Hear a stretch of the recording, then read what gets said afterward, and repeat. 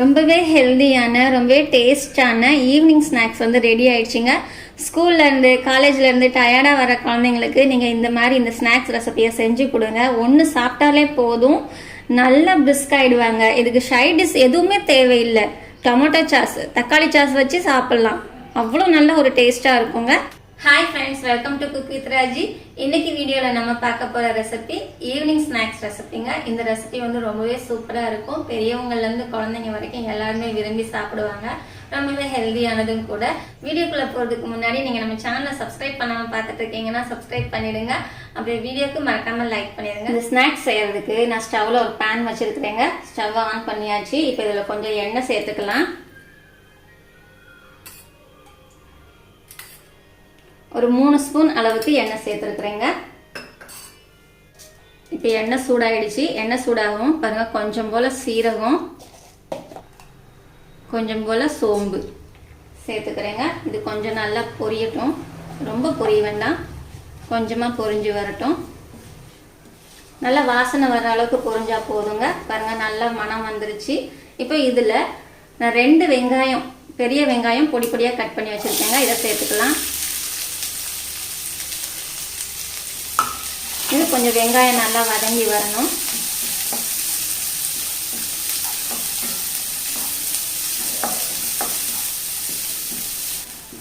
பாருங்க, வெங்காயம் வந்து நல்லா வதங்கி வந்துருச்சு. இப்போ இது கூட நான் கொஞ்சமாக இஞ்சி வந்து க்ளீன் பண்ணி துருவி வச்சுருக்கேங்க. ரொம்ப இல்லை, கொஞ்சமாக 1 ஸ்பூன் அளவுக்கு சேர்த்துருக்குறேன். இதையும் லைட்டாக வதக்கிக்கலாம்.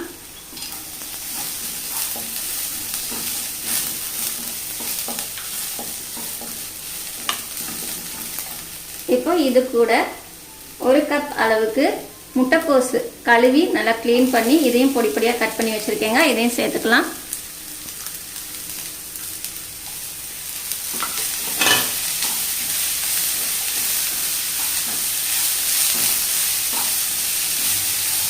முட்டைக்கோசு லைட்டாக வதங்கி வரணும். 1 நிமிஷம் அளவுக்கு நல்லா வதக்கிக்கோங்க. முட்டைக்கோசு இப்போ 1 நிமிஷம் நல்லா வதங்கிடுச்சு. இப்போ இது கூட 1 கப் அளவுக்கு கேரட் துருவி வச்சுருக்கேங்க. 2 கேரட்டு அதையும் க்ளீன் பண்ணி துருவி இந்த மாதிரி சின்ன சின்னதாக துருவி வச்சுருக்கிறேன். இதையும் சேர்த்து வதக்கிடலாங்க. முட்டைக்கோஸ் போட்டு 1 நிமிஷம் வதக்கிட்டு அதுக்கப்புறம் கேரட் போட்டிருக்கோம். அந்த கேரட்டையும் ஒரு 2 நிமிஷம் வதக்கிக்கலாங்க.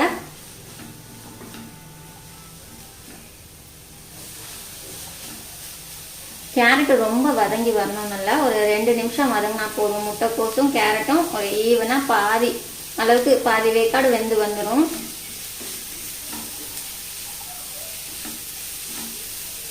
கேரட் சேர்த்துட்டு 2 நிமிஷம் ஆச்சுங்க. நல்லா வதக்கியாச்சு. இந்த அளவுக்கு வதங்கினா போதும். இப்போ இதில் 1/2 ஸ்பூன் மிளகாத்தூள், 1/4 ஸ்பூன் மஞ்சள் தூள், 1/2 ஸ்பூன் அளவுக்கு கரம் மசாலா தூள் போட்டிருக்கிறேங்க.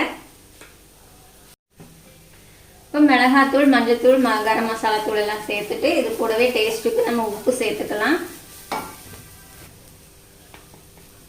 இந்த முட்டைக்கோசு கேரட்டுக்கு தேவையான அளவுக்கு நான் உப்பு சேர்த்துருக்குறேங்க. அளவு ஒரு 1/4 ஸ்பூனுக்கு அதிகமாக, 1/2 ஸ்பூனுக்கு கம்மியாக சேர்த்துருக்குறேன்.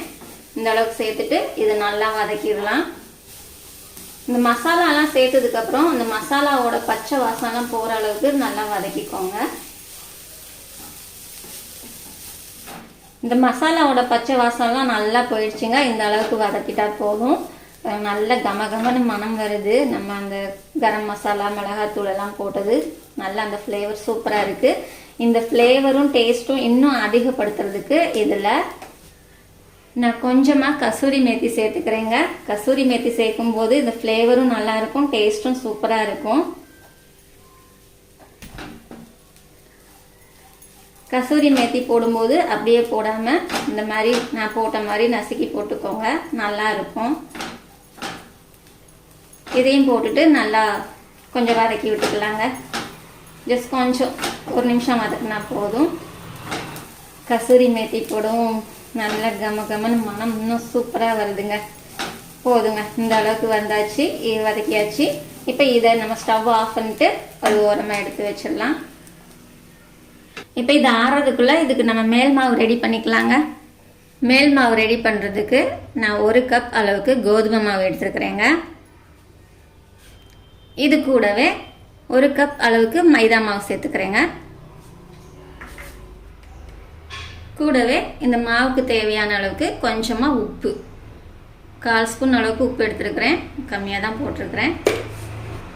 உப்பு ரொம்ப சேர்த்துறாதீங்க பாருங்கள். இப்போ இதை நல்லா கலந்து விட்டுக்கலாம். உப்பு நல்லா கலந்து விட்டுட்டு இதில் கொஞ்சமாக தண்ணி சேர்த்துட்டு மாவு நம்ம சப்பாத்தி மாவு மாதிரி பிசைஞ்சிக்கலாங்க.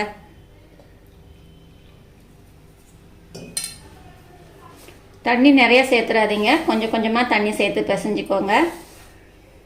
சப்பாத்தி மாவு பதத்துக்கு பண்ணிடணுங்க. நல்ல சப்பாத்தி மாவு மாதிரி வரணும். நான் வந்து கோதுமை மாவு 1 கப்பு, மைதா மாவு 1 கப் எடுத்துருக்கிறேன். உங்களுக்கு மைதா மாவு சேர்க்க விருப்பம் இல்லைன்னா நீங்கள் 2 கப் அளவுக்கு கோதுமை மாவே எடுத்துக்கலாங்க. மைதா மாவு சேர்த்தா சாஃப்டாக வருன்றதுக்காக நான் மைதா மாவு சேர்த்துருக்குறேங்க. வாங்க, இந்த அளவுக்கு பிணைஞ்சா போதுங்க. இப்போ சப்பாத்தி மாவு பதத்துக்கு வந்துருச்சு. இப்படி இருந்தால் போதும். இப்போ இதை நம்ம சின்ன சின்ன உருண்டையாக பிடிச்சி வச்சுக்கலாம். நான் வந்து ரொம்பவும் பெருசாக இல்லாமல் ரொம்பவும் சிறுசாக இல்லாமல் இந்த மாதிரி மீடியம் சைஸில் உருண்டை பிடிச்சி வச்சுருக்கேன் பாருங்கள். இந்த அளவுக்கு பிடிச்சா போதும். இப்போ இதை ஒரு பிளேட்டில் மாற்றி வச்சுக்கலாம். இதே மாதிரி இருக்கிற மாவு எல்லாத்தையும் உருண்டை பிடிச்சிக்கலாங்க. எல்லா மாவையும் உருண்டை பிடிச்சி வச்சாச்சுங்க. நான் எடுத்த 2 கப்பு, 1 கப் கோதுமை மாவு 1 கப் மைதா மாவுக்கு எனக்கு 11 உருண்டை வந்திருக்கு இந்த சைஸில் பாருங்கள். இதை நம்ம சப்பாத்தி மாதிரி தேய்ச்சி எடுத்துக்கலாங்க. இது தேய்க்கும் போது லைட்டாக அமுக்கி விட்டுட்டு மாதிரி மாவில் லைட்டாக அப்படி ப்ரெஸ் பண்ணிக்கோங்க.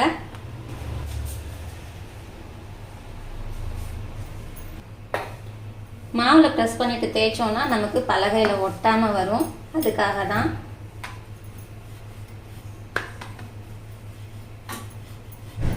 பாருங்க, இந்த அளவுக்கு தேய்ச்சிக்கோங்க. இந்த அளவுக்கு தேய்ச்சிட்டு இப்போ இதில் நம்ம ஏற்கனவே வதக்கி வச்சுருந்தோம் இல்லைங்களா, வெங்காயம், முட்டைக்கோசு, கேரட்டு, மசாலாலாம் போட்டு இதை வந்து நடுவில் வச்சுக்கிடலாம்.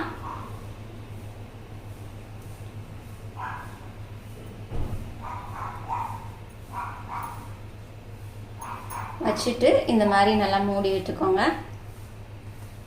மூடி விட்டு இதை வந்து லைட்டாக ப்ரெஸ் பண்ணி தேய்ச்சிக்கோங்க. ரொம்ப வேண்டாம், லைட்டாக.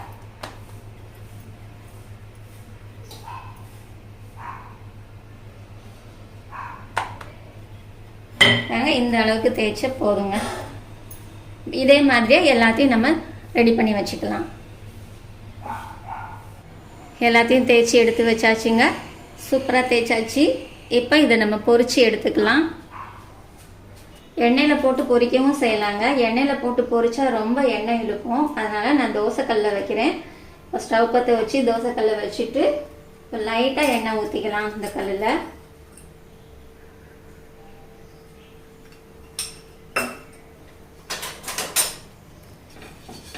எல்லா பக்கமும் தேய்ச்சி விட்டுட்டு எண்ணெய் சூடாகவும் இப்போ நம்ம தேய்ச்சி வச்சதெல்லாம் ஒன்று ஒன்றா போட்டுக்கலாங்க. ஒரே தடவையில் மொத்தமாக நான் 3 போட்டு பொரிச்சு எடுக்க போகிறேன். ஸ்டவ்வை வந்து மீடியம் ஃப்ளேமில் வச்சுக்கோங்க, ஹை ஃப்ளேமில் வைக்காதீங்க. ஹை ஃப்ளேமில் வச்சிங்கன்னா கருகிரும். ஏன்னா நம்ம இது தேய்க்கும் போது ஒரு பக்கம் லேசாக இருக்கும், ஒரு பக்கம் கனமாக இருக்கும். லேசாக இருக்கிற பக்கம் கொஞ்ச நேரத்துக்கு திருப்பி போடுங்க. கனமாக இருக்கிற பக்கம் கொஞ்சம் அதிகமாக வேக விடுங்க.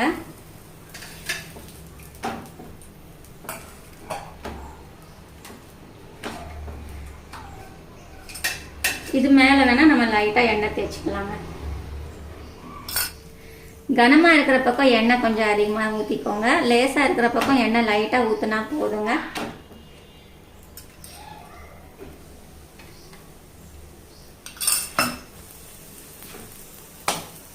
பாருங்க, இந்த பக்கம் எப்படி வெந்து வந்திருக்கு. அதே மாதிரி அடுத்த சைட்லையும் வேக வச்சுக்கோங்க. 2 பக்கமும் நல்லா வெந்து வரணும்.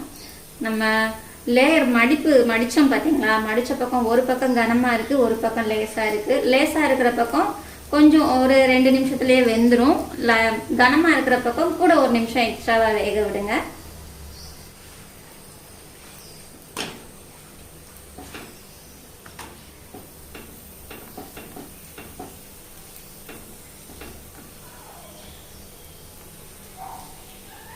பூரி மாதிரி பொஸ்ஸுன்னு வருது.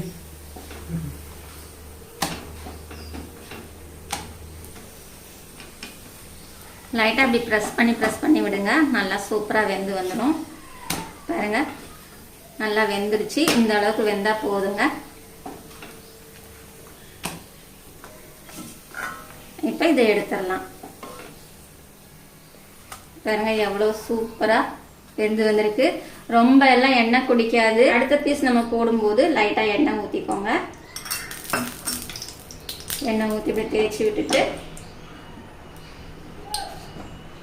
அதுக்கப்புறமா மற்ற பீஸே போட்டுக்கோங்க. இந்த மாதிரி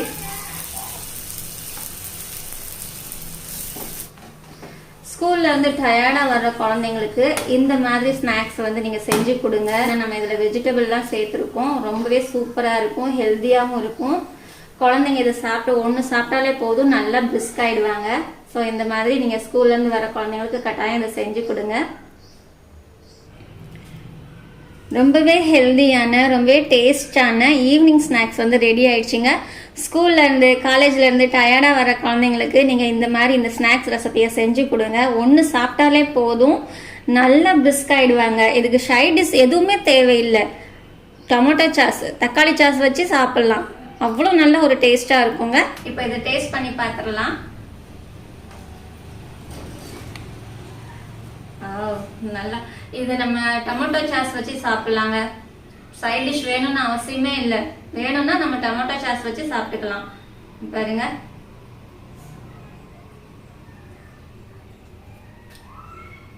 சூப்பரா இருக்குங்க. ரொம்ப அருமையா இருக்கு. நீங்களும் இந்த ஸ்நாக்ஸ் ரெசிபியை கட்டாயம் செஞ்சு பாருங்க. உங்களுக்கு இது டேஸ்ட் எப்படி இருந்ததுன்னு கமெண்ட் பாக்ஸ்ல மறக்காம கமெண்ட் பண்ணுங்க. வீடியோ பிடிச்சிருந்தா வீடியோக்கு லைக் பண்ணிருங்க. நம்ம சேனலை சப்ஸ்கிரைப் பண்ணாம இருந்தீங்கன்னா உடனே சப்ஸ்கிரைப் பண்ணிருங்க.